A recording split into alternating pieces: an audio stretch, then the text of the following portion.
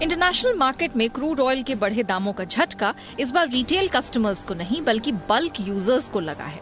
Oil market कंपनियों ने diesel की थोक कीमतों में 25 रुपए प्रति लीटर का इजाफा कर दिया है। ये इजाफा इंटरनेशनल तेल कीमतों में करीब 40% की बढ़ोतरी के बाद किया गया है।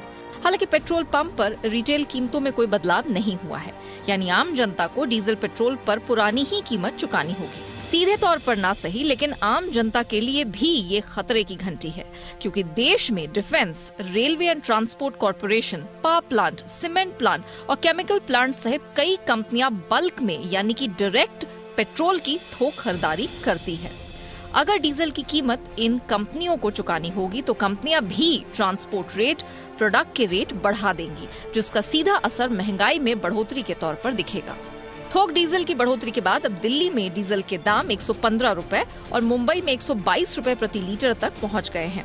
ओएमसी यानी कि ऑयल मार्केटिंग कंपनियों की कुल बिक्री में से 10% बल्क बिक्री से आता है। देश में कुल पेट्रोलियम सेल्स में से करीब 37 से 40% बिक्री डीजल की होती है। डीजल पर डीलर मार्जिन करीब 2 रुपए 57 पैसे प्रति लीटर है। बल्क डीजल महंगा होने से ओएमसी के मार्जिन पर दबाव आएगा। वहीं प्राइवेट ऑयल रिटेलर को नुकसान होगा। देश में करीब 90% पेट्रोल पंप ओएमसीज के पास हैं। कंपनियों को बल्क रेट डीजल 25 रुपए प्रति लीटर महंगा पड़ रहा है। ऐसे में बस ऑपरेटर्स और मॉल जैसे बल्क यूजर्स ऑयल कंपनियों से सीधे तेल ऑर्डर करने के बजाय पेट्रोल पंप से फ्यूल खरीद रहे हैं। इससे रिटेलर्स का घाटा और बढ़ गया है। ईंधन कीमतों में बढ़ोतरी नहीं होने के चलते ऑयल कंपनियों के लिए इन दरों पर अधिक ईंधन बेचने के बजाय पेट्रोल पंपों को बंद करना ज्यादा उचित लग रहा है।